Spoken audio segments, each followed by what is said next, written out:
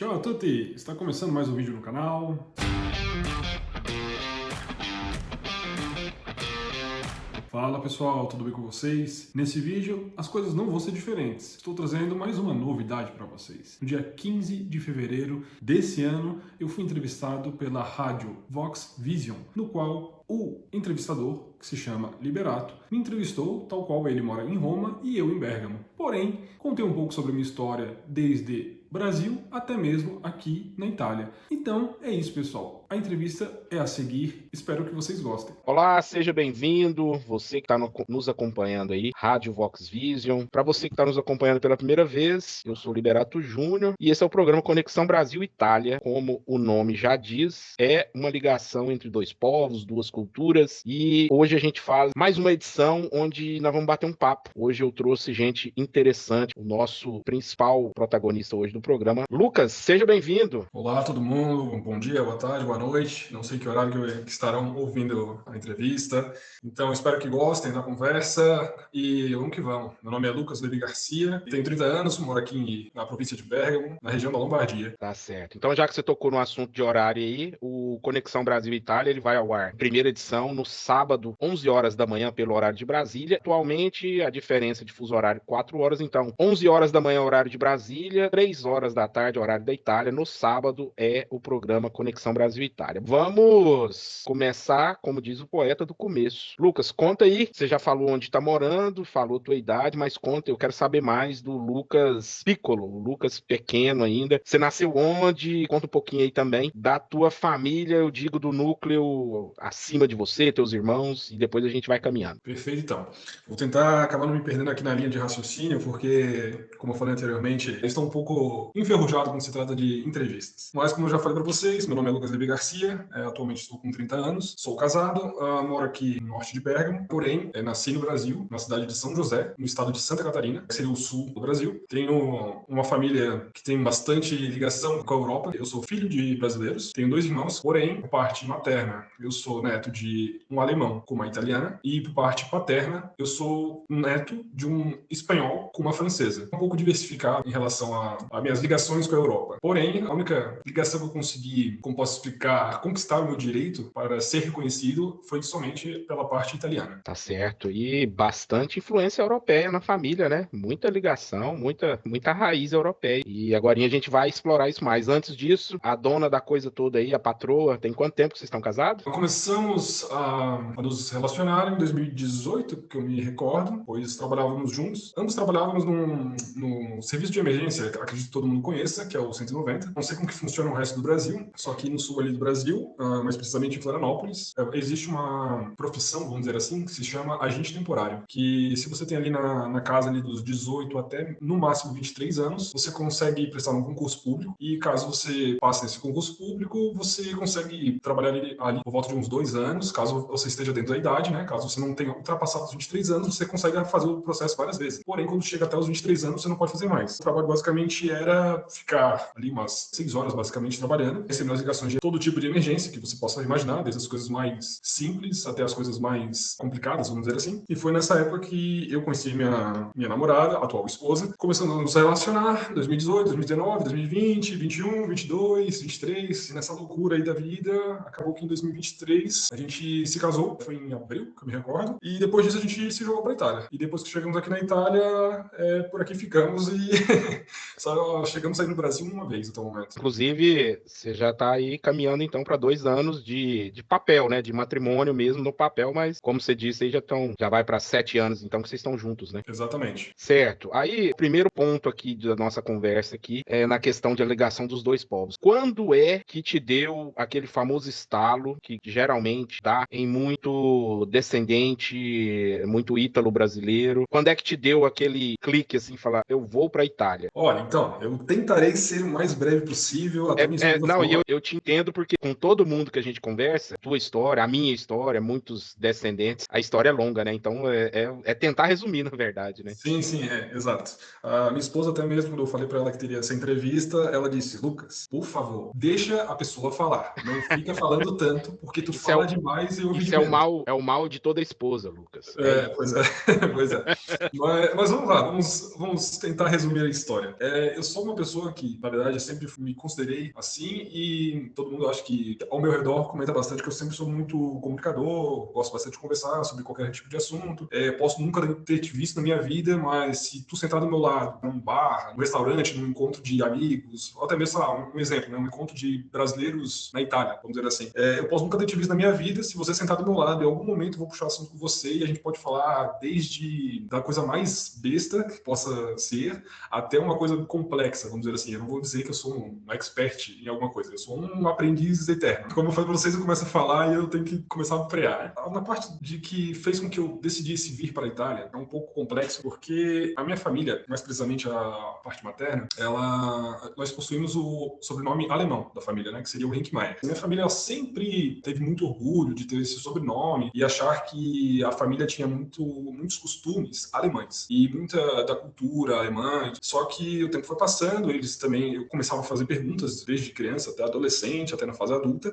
e aos poucos eles mesmos foram percebendo que na verdade eles tinham uma mescla de costumes alemães e costumes italianos. Só que os costumes italianos eram maiores que os alemães. Eu pensei assim, tá, beleza, por essa parte da família eu já entendi que eu tenho bastante coisa, mas eu quero também entender a parte da minha parte paterna. E foi nessa parte que eu também comecei a explorar bastante, né? Que seria, o meu sobrenome é Garcia, e durante muitos anos da minha vida eu sempre achei, na verdade, que o Garcia fosse um sobrenome português. Pesquisando e também em contato com empresas que trabalham com esse tipo de coisa, eu mesmo pesquisando em livros, enfim, foi uma pesquisa assim de anos, né? Eu fui descobrir que, na verdade, não, que Garcia não é um sobrenome português, e sim espanhol. Os únicos Garcias que existem em Portugal seria Garcias, que saíram da Espanha e chegando em Portugal se juntaram com os Gondim. Daí juntando os Garcia e os Gondim ficou Garcia de Gondim. É uma coisa um pouco estranha, assim, mas pelo que a empresa lá que era especializada, eu não me recordo agora o nome da empresa, que eles vendem brasões e tudo mais.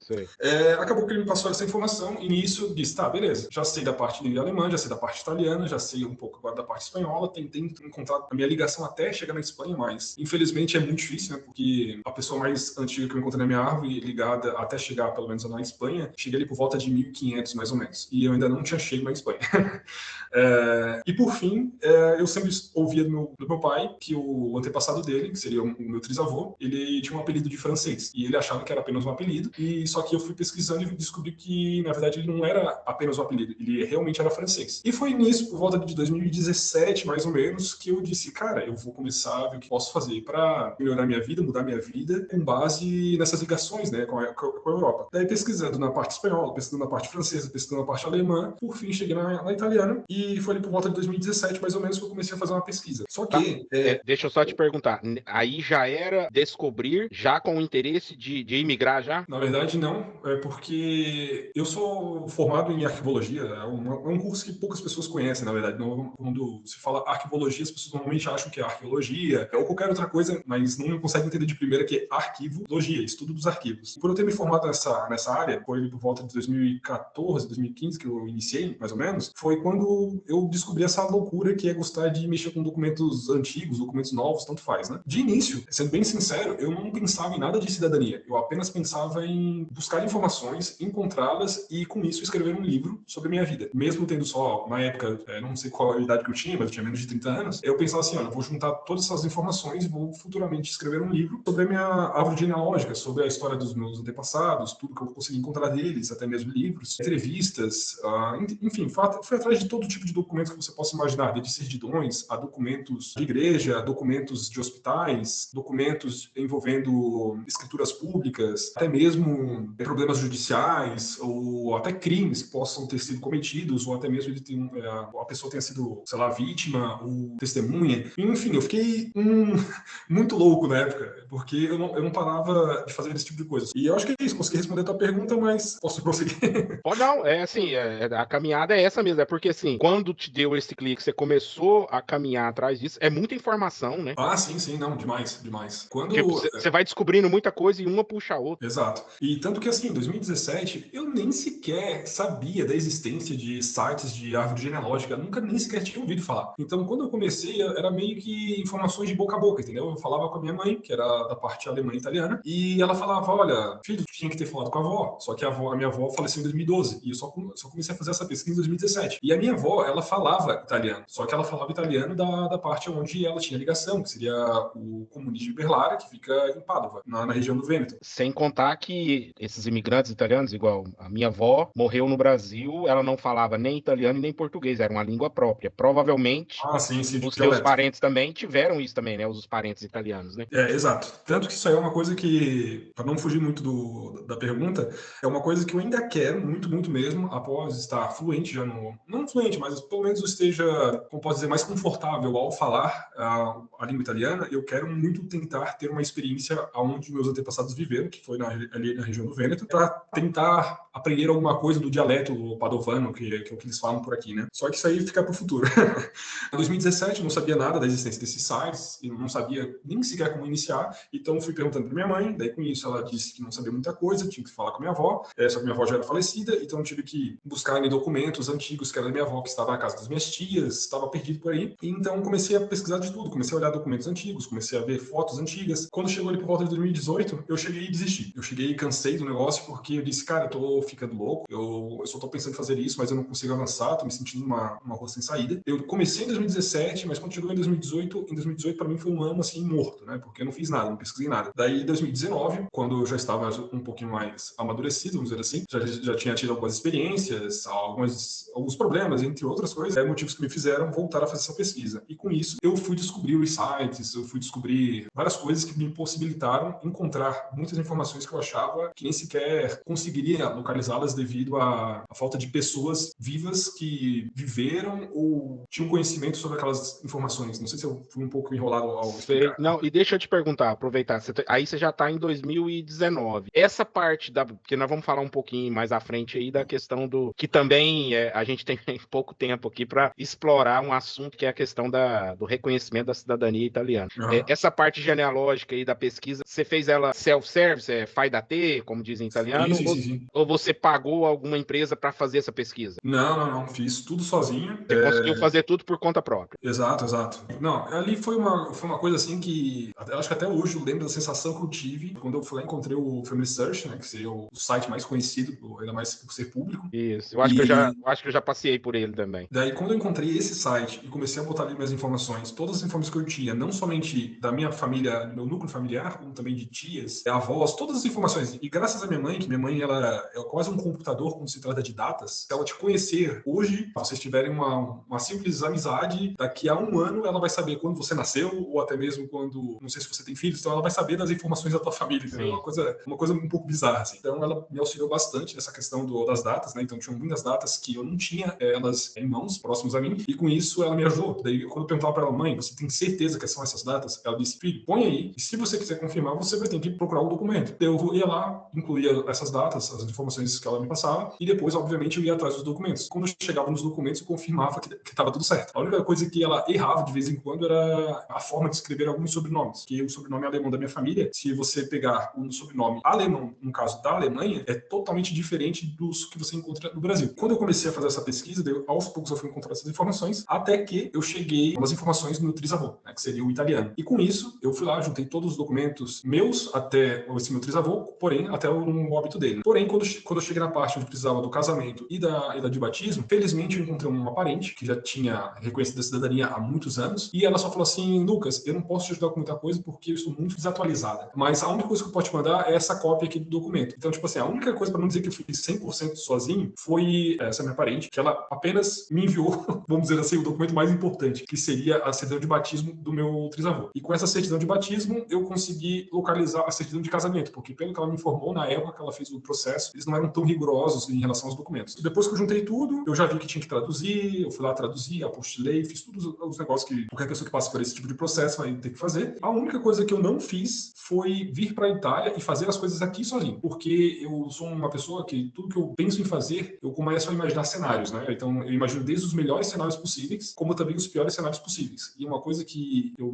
não permito que aconteça, de você ter um dinheiro, chegar no destino e o dinheiro acabar e você ficar sem ter para onde ir, ou até mesmo ficar implorando ajuda, ou até mesmo pedindo apenas, não precisa ser implorando, pedindo ajuda para os outros, entende? Porque para mim isso aí, no caso, é a minha opinião, né? É um pouco falta de responsabilidade da minha parte. Quando eu decidi vir para cá, e minha esposa também mudou a opinião dela, que ela não queria vir, ela achou que era uma loucura, eu falei assim, olha, vamos fazer o seguinte, para não ser 100% loucura, eu vou atrás de uma empresa que me possibilite, né, pelo menos a ter uma casa garantida. Que na época o pessoal falava, não, cara, tem que tomar muito cuidado porque é muito difícil encontrar casas. Hoje, a minha opinião não é nem que é difícil e nem que é fácil. Depende de vários fatores. Então, não é uma resposta muito fácil de dar, né? Então, foi a única coisa que eu precisei, assim, ó, foi a ajuda de uma parente para ter o documento, que seria a de batismo. De resto, eu pesquisei e localizei tudo sozinho, traduzi, apostei tudo sozinho ali. Não. A retificação também foi necessária. A retificação judicial, a tradução foi um tradutor juramentado, o apostilamento foi no cartório e, por fim, a casa, onde eu fiz o processo, né, o administrativo, eu paguei uma assessoria na época. Agora a gente, então, nós estamos já fechando para explorar um pedacinho aí do teu processo de reconhecimento, porque eu quero explorar muito também as suas percepções já em solo italiano. Vamos de música, então, porque aqui no programa o convidado também, além de contar a história da própria vida e de tudo, dá a música também. Qual música que você quer ouvir aí pra gente fechar esse primeiro bloco e dar um tempo pro pessoal tomar uma água também? Então, como primeira música, eu imagino que a música que todo mundo aí, após finalizar o seu processo, vai ter vontade de ouvir e até mesmo tentar cantar, caso não saiba italiano, seria o Italiano Vero, de Totò Cutugno. Isso aí é um hino, na verdade, né? Acaba virando um hino, né? Tá certo, então. Então é o seguinte, a gente vai ouvir um Toto Cutugno e na volta, mais papo aqui com o Lucas, que a conversa tá boa. Já já que a gente volta, então. De volta aqui, programa Conexão Brasil-Itália. Hoje, com a participação do Lucas, acabamos de ouvir aí um hino para quem curte a cultura italiana, Toto Cutugno, conhecidíssimo no mundo inteiro. Cutugno e Modugno, dois cantautores italianos conhecidíssimos no mundo inteiro. No Brasil, infelizmente, não tanto como deveriam. Mas, enfim, vamos continuar aqui então a segunda parte. Você que chegou agora, nós estamos conversando com o Lucas, contando aí a trajetória dele, a caminhada, a jornada, a saga dele na questão da obtenção do reconhecimento da cidadania italiana e também de mudar de vida, né? Viver em outro país. Então, tudo isso nós vamos ter que fazer caber aqui em 20 minutos, né? Vamos dar conta aqui. Bom, Lucas, no outro bloco, você estava falando aí da tua correria para pesquisar, saber das raízes da família e tudo. E para a gente fechar essa parte da cidadania, eu quero um ponto teu aí do reconhecimento. Você falou que algumas partes você teve que pagar alguém para fazer, né? Alguma assessoria, algum escritório, e outras partes você fez sozinho. Na minha época, aí aqui é papo de velho já. Na minha época, quando eu fiz o meu processo, eu fiz sozinho porque eu não tinha um puto no bolso para poder pagar assessoria, nem advogado e nada. E nós estamos falando aí dos idos de 2005, 2006, não tinha esse tanto de site, de busca, de nada. Então, assim, outros tempos, outros modos. Eu queria ouvir de você, até que ponto, porque eu já disse para vários amigos que se eu tivesse dinheiro à época, eu teria pago, porque me teria facilitado bastante. Eu não gastei, mas ao mesmo tempo, muita coisa que eu perdi tempo, eu poderia ter ganho tempo. Eu queria a tua opinião, assim, pra gente fechar essa parte da cidadania. Os prós e contras de pagar, de não pagar, dá um resumo aí para quem tá nos ouvindo e é interessado nesse assunto. Isso aí é um assunto também que muitas vezes, quando a pessoa vai tentar dar a opinião dela, quem vai escutar nem sempre acredita. Ela prefere pagar para ver. E nessas horas, a pessoa acaba se arrependendo futuramente e lembra de que poderia ter evitado tudo isso se tivesse ouvido pessoas que passaram pela mesma situação. Mas o que eu posso dizer para uma pessoa que quer reconhecer a sua cidadania de forma administrativa, que foi a forma que eu fiz? Eu, primeiramente, antes de me jogar para o desconhecido, eu aprenderia o básico do idioma. Eu não estou falando para você aprender a escrever um artigo, a ler um artigo, ou descobrir alguma coisa científica. Não, não. Apenas o básico. Coisas para você conseguir falar o básico com pessoas numa igreja, num cartório, que seria, no caso, o comune, que seria a visita de uma prefeitura com cartório. Pedir informações, desde informações simples até informações mais sérias, como, por exemplo, se você quer comprar alguma coisa, uma comida, um brioche, um café, coisas assim, ou até mesmo coisas mais sérias, como eu acabei de falar, que seria, se você tem algum problema de saúde e você está na Itália e você não sabe o idioma, você vai acabar, vamos dizer assim, se ferrando. Então, o marinheiro bom, ele se prepara em terra antes de ir para o mar. Eu, Lucas, antes de vir para a Itália, eu, por ser uma pessoa, vamos dizer assim, um pouco neurótica, quando se trata de arriscar, ainda mais dinheiro, eu somente fiz isso que eu fiz porque a minha vida no Brasil, eu estava sentindo como que estava uma coisa incompleta, vamos dizer assim. Eu via todo mundo indo para frente, avançando, melhorando de vida, e eu sentia que eu só patinava. E hoje, até mesmo no meu canal, no YouTube, eu faço ali os vídeos e eu tento, de todas as formas possíveis, passar a realidade que eu vivi e estou vivendo aqui na Itália. Então, a principal delas seria, se você quer vir para a Itália fazer esse processo, venha com pelo menos o básico do idioma. Também, uma segunda opinião, talvez, seria, não acredite em tudo que as pessoas falam, ainda mais como as pessoas falam que as coisas são muito fáceis ou muito difíceis. Nada é muito fácil, nada é muito difícil. Vai tudo depender da tua realidade, tudo da tua sorte, porque muitas vezes a sorte nessas horas prevalece. Você pode chegar aqui, você consegue uma casa em uma semana, ou você pode chegar aqui e descobre que a casa que você achava que tinha, ela nunca sequer existiu, e você acaba tendo que passar por dificuldades que você poderia não ter passado caso você tivesse feito com calma, tivesse tirado um pouco mais de tempo para pesquisar as coisas antes de fazer uma loucura dessa, que é se jogar para o desconhecido. Já, então, entrando na questão de viver na Itália mesmo, você dá conta de falar, por exemplo, uma imagem que foi desconstruída para você? Quando a gente está no Brasil e nunca teve experiência no exterior, a gente faz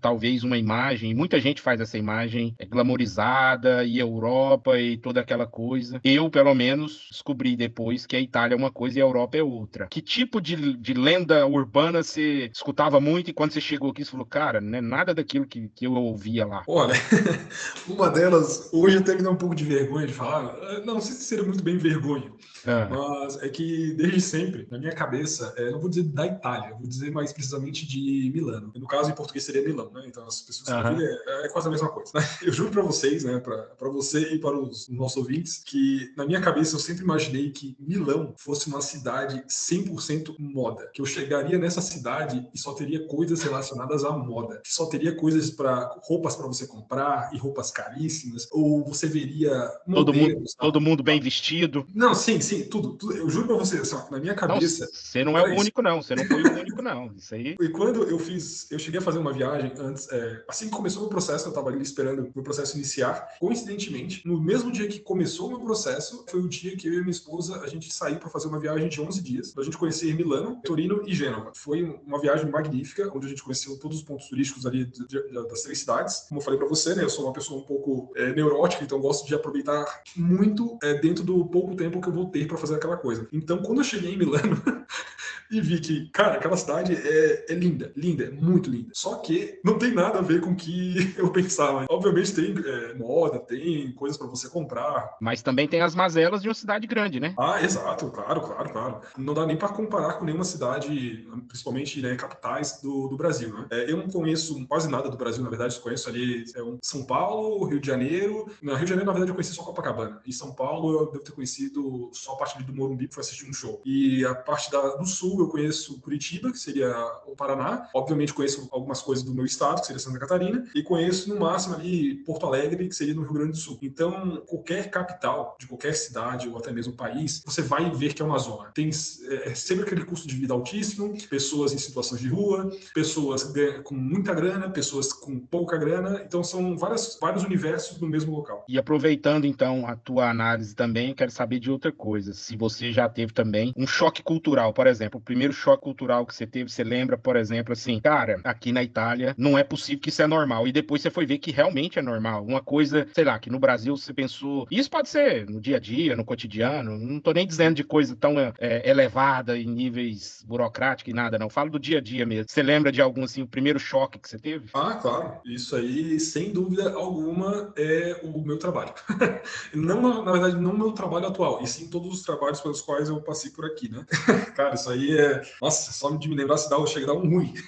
Porque enquanto eu tava esperando o meu processo finalizar, eu tava querendo trabalhar, né? Porque eu já tinha voltado de viagem, eu não sabia quanto tempo teria que esperar, e o dinheiro faltava... Antes de você continuar aí, quanto tempo demorou para finalizar? Foram 4 meses e 15 dias. Não foi um grande tempo, né? Foi um tempo razoável, Sim, né? foi tranquilo. Comparado agora aos novos, o pessoal novo que tá chegando, eu já tô dizendo, pessoal, olha, Pois é, vou isso fazer aí, 6 meses. 4 meses e meio, desde o dia que você pisou na Itália. Exato. E tá aí. Eu até cheguei a fazer uma publicação no meu Instagram, que seria Lucas Leve Garcia. Eu até posso ler aqui para você, que é bem rápido, na verdade, que foi o total, né, do tempo que eu levei para finalizar o processo todo, né? Porque eu contabilizei desde o dia que eu comecei na Itália, com o dia que eu comecei na pesquisa, até ver aqui, só um momento que eu tô chegando no último coisa. Aqui, ó, meu processo demorou 4 meses e 15 dias para finalizar. Do início até a emissão do meu passaporte, demorou 7 meses e 2 dias. E o tempo total, do início da pesquisa até o final do processo e emissão do passaporte foi de 6 anos, 12 meses e 28 dias. Isso aí é muito importante o que você falou, pelo seguinte, senão o pessoal vai nos ouvir e falar, então em 4 meses e meio eu faço a minha cidadania. Não é bem assim. O que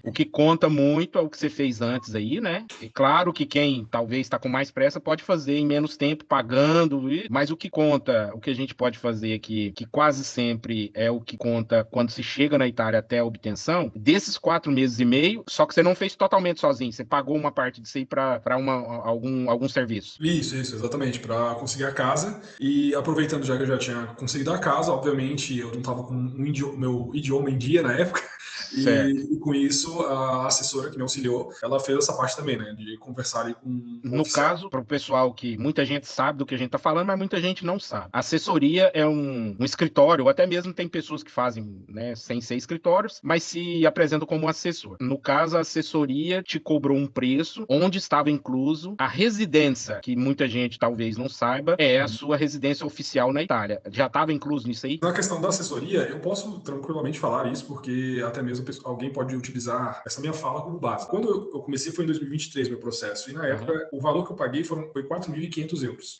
Hoje, parando para analisar, isso para mim foi uma grana assim, ó, entendeu? É como se eu tivesse louco, né? Mas esse preço continua por aí, né? É esse mesmo Não, preço. agora já é mais. Já é mais, né? Já está na casa dos 6.000, 6.500. E é o quê? O sistema que eles usam é o quê? 30% antecipado? Não. O que acontece? Essa minha assessora, que eu acabei contratando, antes de contratá-la, falei com outras assessorias, porém eu só fechei com essa minha porque ela era uma amiga de uma vizinha do Brasil. Isso aí também é importante falar, porque tem muita gente nessa selva aí, Muito. e com referência é o primeiro passo para não tomar um golpe, né? Exato. Não, então foi bem isso, né? Por mais que essa minha vizinha não tivesse muito contato comigo, porque ela mora em Ancona, eu estou com 30 anos. Ela mora em Ancona mais de 30 anos. Eu acho que a gente só se conhecia de vista, assim. De vez em quando ela ia visitar a mãe dela, que morava na mesma rua que eu, no caso, éramos vizinhos. De vez em quando a gente se encontrava, conversava e tudo mais. Então, quando eu decidi vir para a Itália, obviamente eu entrei em contato com ela para ver como que era a vida em Ancona, o que ela me sugeriria para fazer, ou trabalhar e tudo mais. Com isso, ela me passou o contato dessa assessora. E quando eu entrei em contato com essa assessora, obviamente ela prestou um bom atendimento, só que, sendo sincero, né, 4.500, óbvio que eu não vou estipular um valor para o serviço da pessoa. Só que tem muitas pessoas que pagam esse valor altíssimo para que a assessoria faça tudo. Já na minha parte, eu fiz tudo, basicamente sozinho, e só os pequenos detalhes que, infelizmente, eu não sabia como resolver, e por isso eu optei por tirar do meu bolso esse valor e ter uma segurança a mais. E na questão da moradia, estava incluso esse preço? Sim. Os 4.500 euros estava incluso a moradia por 3 meses, e após esses 3 meses, obviamente, eu teria que pagar o aluguel. Então, eu, sinceramente, eu nem parei para calcular quanto que foi gasto na época. Eu estou somando os 4.500, mas não posso explicar a comida. Você chegou a ficar numa casa sozinha, só você e tua esposa? Sim. Na verdade, em teoria, era para ser uma casa onde ficaria eu e minha esposa e posteriormente chegariam até 2 pessoas. Porém, por ser um comune muito pequeno, ter menos de 1.000 habitantes, a gente chegou lá, ficamos todo o tempo basicamente sozinhos. Porém, quando estava faltando ali um mês mais ou menos para acabar o processo, chegou uma menina que também estava pela assessoria. Tivemos alguns problemas, obviamente, né? Porque a minha esposa, por exemplo, é viciada em limpeza, então para ela tudo tem que ficar ajeitado. E essa colega nossa que chegou. Compartilhar a casa não é um negócio muito simples. Não recomendo. Não, tem que ter uma certa arte. Mas enfim, para resumir a história, para não acabar falando mal da pessoa, eu vou deixar por isso, né? Então, só dividimos, acho que por um mês, mais ou menos. Então, quer dizer, nesses 3 meses aí, eu não sei como é que anda os aluguéis aí na tua região, mas vamos colocar por baixo aí que uns 1.500 euros foi de aluguel nesse preço aí, né? Não. Pior que não. Onde eu fiquei ali, eu não sei agora quanto está custando, mas na época era pago 600 euros, só que tudo incluso. Era o aluguel, junto com água, luz, só tinha internet. A então era água, luz, a despesa tudo. fixa toda já incluída. Isso, tudo isso. Daí, hoje aqui na cidade onde eu estou morando atualmente, se somar o aluguel, que eu moro atualmente por uma imobiliária, né? Então eu estou pagando agora atualmente 400 euros, só que ele obviamente tem as contas por fora, né? Então se você vai somando tudo, chega aos 600, famosas 700 boletas, né? Exato. Não, eu estou dizendo pelo seguinte, que aí desses 4.500, na verdade, 3 meses de aluguel, aí em torno de entre 1.500 e 2.000 euros foi de moradia, né? Que você pagaria de qualquer forma estando na Itália, né? Exatamente. Então acaba que Um serviço administrativo tem um valor ali. Bom, enfim, vamos voltar lá pro choque cultural lá do teu trabalho. Eu estava interessado, aí acabei te desviando do assunto. Não, tranquilo. Então, a respeito do choque, o que eu vou dizer para vocês, assim, né?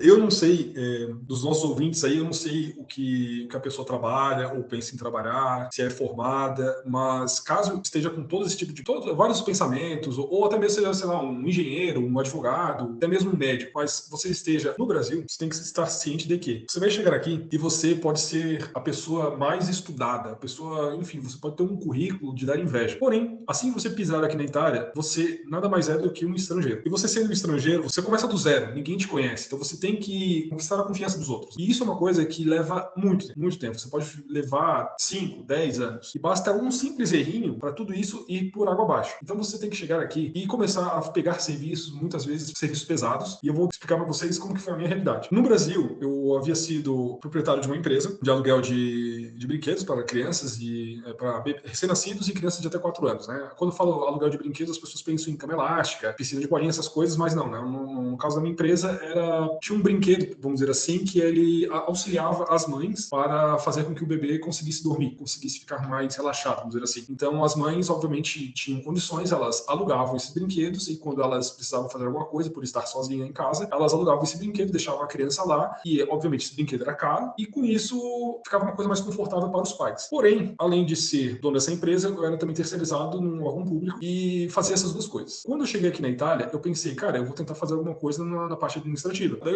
chegando aqui, meu foco era o quê? Encontrar qualquer coisa que fosse na parte administrativa ou talvez que tivesse contato com pessoas, né? Mas não precisamente com o público. Essa era a minha ideia no início. Mas, esquece, você não encontra esse tipo de coisa. Se você tiver alguém que te indique ou alguém que seja dono de uma empresa, daí tudo muda. É o famoso que indica. Então, é mais fácil. Só que eu cheguei aqui e o primeiro trabalho que eu consegui foi numa fábrica de plástico. E nessa fábrica de plástico foi quando eu tive meu primeiro choque de realidade. Eu comecei a trabalhar nesse local e assim que eu comecei a trabalhar, assim, meu Deus, só de lembrar dá uma sensação ruim, porque eu olhava para as pessoas ao meu redor, que estavam ali trabalhando, fazendo a mesma coisa que eu, e eu via nelas pessoas que pareciam mortas por dentro. Elas estavam como se fossem robôs. Era basicamente elas na frente de uma mesa, essa mesa do lado de uma esteira, essa esteira conectada numa máquina e essa máquina recebendo os produtos ali para fazer o plástico. Então a máquina fazia o plástico, mandava pela esteira, chegava nessa mesa você botava dentro de uma caixa, fechava a caixa e mandava para frente. E ficava isso ali durante 8 horas. Durante Repetição de movimento o tempo inteiro. Totalmente. Mas isso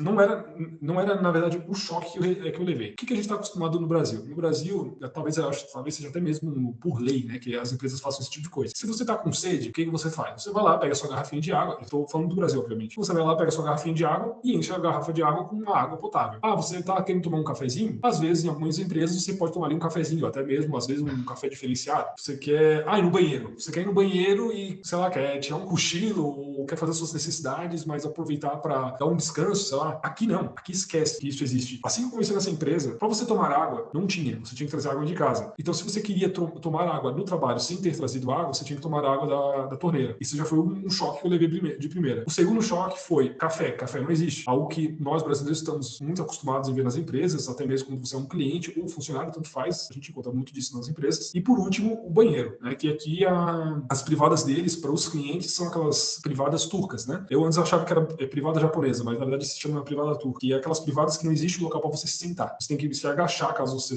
seja homem, mulher, tanto faz. Praticamente é um buraco no chão, né? Exato, é bem isso mesmo. Então, assim, o meu choque foi do tipo, cara, como que essas pessoas aguentam? Então, foi o meu primeiro trabalho que eu pensei, cara, as coisas não podem ser dessa forma. Eu acho que, assim, não era realmente para acontecer de eu ficar lá, que talvez eu tenha explicado isso no privado, mas eu falo agora para os nossos ouvintes. Eu tive uma úlcera gastroduodenal no Brasil e eu quase morri. Esse foi um dos fatores principais que me levaram a vir para a Itália, né, porque eu queria mudar radicalmente minha vida, porque essa úlcera, ela foi causada muito provavelmente por estresse, excesso de estresse. E chegando aqui, quando eu fui entrevistado pelo médico do trabalho dessa fábrica, ele, ao saber, ele estava me ignorando, só fazia perguntas e escrevia o que eu respondia. Porém, o único momento que ele olhou na minha cara e meio que me deu uma atenção a mais, assim, foi quando eu falei que eu havia passado por uma cirurgia da úlcera e com isso ele ficou um pouco assustado e não deu uma semana de trabalho. Eu acho que foi uma semana de trabalho. E eu fui demitido. Após esse trabalho, o meu segundo choque de realidade envolvendo trabalhos, né, também, foi num restaurante. Eu fui contratado para trabalhar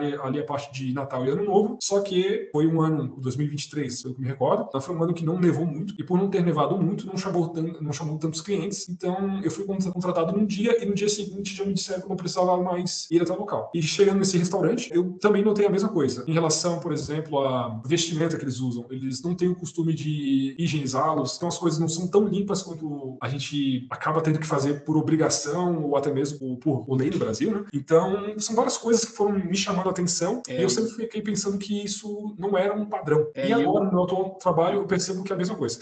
Eu resumiria também aí esse choque. É assim, a gente na questão da higiene, principalmente higiene pessoal também, a gente é bem mais, a gente tem mais cura com isso, né? A gente é bem mais, aquele famoso meme, a gente é pobre, mas é limpinho, né? Então, em relação ao italiano, nessa questão higiênica aí, e aí você viu vários detalhes disso também. Bom, enfim, Lucas, eu teria o imenso prazer de continuar aqui mais umas 2, 3 horas, mas o pessoal da produção aqui já me deu um toque e o nosso tempo aqui tá chegando ao fim. O pessoal que tá nos acompanhando, acho que também teve uma noção muito boa aí de tudo que você falou, e são assuntos muito importantes, pertinentes. Muita gente procura esse tema da questão da viver na Itália, reconhecimento da cidadania italiana, e a gente tentou aqui dar um panorama do que foi a tua experiência, e isso que é importante, é o que você viveu, é que você contou, não é o famoso achismo. Então, é muito importante isso. Agora, pra gente finalizar, eu queria que você deixasse então aí como encontrar o teu canal, redes sociais, porque aí o pessoal vai poder saber mais da tua vida, porque eu vi que você coloca bastante coisa lá, da tua vivência lá no canal do YouTube, no Instagram também tem muita coisa. Então, fica à vontade aí, divulga tudo pra gente, pra quem ficou interessado, ir lá, se inscrever no teu canal, te seguir lá no Instagram, deixa tudo aí. Então, tá lá, vamos lá.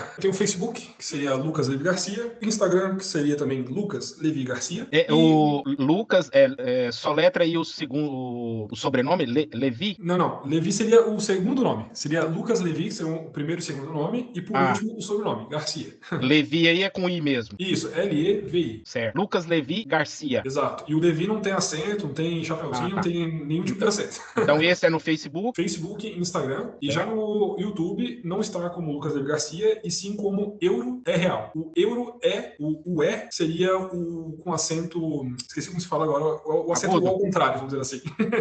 Então seria Euro é Real. E nesse canal, incluindo também o meu Instagram, eu compartilho sempre que possível, desde viagens que eu costumo fazer, lugares que eu acabo conhecendo, para passar informações para quem tem interesse de conhecer aqueles lugares, e também informações que eu passo mais precisamente no canal no YouTube, onde eu faço vídeos explicando sobre coisas que normalmente você não encontra pelo YouTube, como, por exemplo, pessoas que têm vontade de praticar esportes aqui na Itália e não sabe como que é, pensa que é a mesma coisa que no Brasil, só que chega aqui e descobre que não é a mesma coisa. Esse é um vídeo que em breve eu irei postar para explicar como que funciona. E é isso, se você tiver interesse em dar uma ajuda, é só curtir os vídeos, se inscrever principalmente, para dar aquela força, não somente no meu canal, como também no canal do Liberato. É isso, pessoal. Muito obrigado. Tá certo, então. Antes da gente pegar aí a tua sugestão musical, só dizer aqui que o Conexão Brasil e Itália, ele é apresentado todo sábado, 11 da manhã, hora de Brasília, e 15 horas, hora da Itália, nesse momento atual da Itália, porque daqui um pouquinho aí já vai alterar o fuso horário aí, o horário legal da Itália muda, e aí passa a ser 5 horas de diferença. Mas no momento são 4 horas de diferença, então sábado, 11 da manhã, hora de Brasília, 15 horas, hora da Itália. Conexão Brasil e Itália, então, todo sábado, com reprise aí durante a semana na Rádio Vox Vision. Então é isso. Ô, Lucas, então, deixa mais uma música aí pra gente ir embora, então, com música boa. Essa segunda música que eu escolhi, ela fez parte da minha vida pelo fato de que o final do ano passado eu estava num momento de muitas indecisões, um pouco frustrado com a atual situação da minha vida, de estar longe de tudo, de todos, passando por dificuldades financeiras. Eu sempre acredito que as coisas vão melhorar, conversando com amigos, familiares e sempre pedindo a Deus, pedindo ao universo.